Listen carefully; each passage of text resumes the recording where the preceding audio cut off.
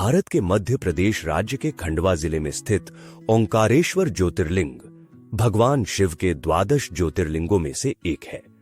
यह पवित्र स्थल नर्मदा नदी के किनारे स्थित है और इसका नाम ओंकारेश्वर इसलिए पड़ा क्योंकि यह ओम के आकार की पहाड़ी पर स्थित है। इस ज्योतिर्लिंग की पौराणिक कथा अत्यंत रोचक और प्रेरणादायक है। कथा के अनुसार प्राचीन काल में राजा मानदाता इस क्षेत्र में शासन करते थे। वे एक धर्मपरायण और शिव भक्त राजा थे। एक बार राजा मानदाता ने भगवान शिव की कृपा प्राप्त करने के लिए कठोर तपस्या करने का निर्णय लिया। वे नर्मदा नदी के किनारे एक पहाड़ी पर जाकर भगवान शिव की आराधना में लीन हो गए। उनकी तपस्या इतनी गहन थी कि देवताओं ने भगवान शिव से अनुरोध किया कि वे राजा की तपस्या का फल दें। राजा मानधाता की तपस्या से प्रसन्न होकर भगवान शिव ने उन्हें दर्शन दिए। भगवान शिव ने राजा से वरदान मांगने को कहा। राजा मानधाता ने भगवान शिव से प्रार्थना की कि वे इस स्थान पर सदा के लिए निवास करें। भगवान शिव ने उनकी प्रार्थना स्वीकार कर ली और उसी स्थान पर ज्योतिर्लिंग के रूप में प्रकट हुए। यही कारण है कि इस स्थान को ओंकारेश्वर कहा जाता है, जिसका अर्थ है ओम के ईश्वर।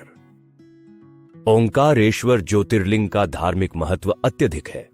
ऐसा माना जाता है कि यहां भगवान शिव और देवी पार्वती प्रतिदिन रात को शयन के लिए आते हैं।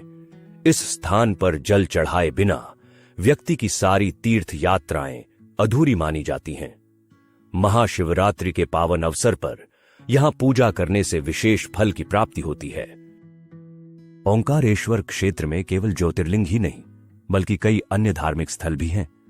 यहां माता घाट, सीता वाटिका, धावड़ी कुंड, मार्कंडेय शिला, मार्कंडेय संन्यास आश्रम, अन्नपूर्णाश्रम, बड़े हनुमान, खेड़ापति हनुमान, ओंकार मठ, माता आनंदबई आश्रम, आहड़ मुक्तेश्वर महादेव, गायत्री माता मंदिर, सिद्धनाथ गौरी सोमनाथ और अन्य मंदिर भी दर्शनीय हैं।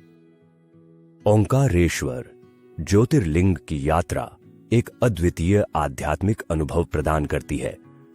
यहां की शांत और पवित्र वातावरण में भक्तजन भगवान शिव की उपासना करते हैं और आत्मिक शांति का अनुभव करते हैं।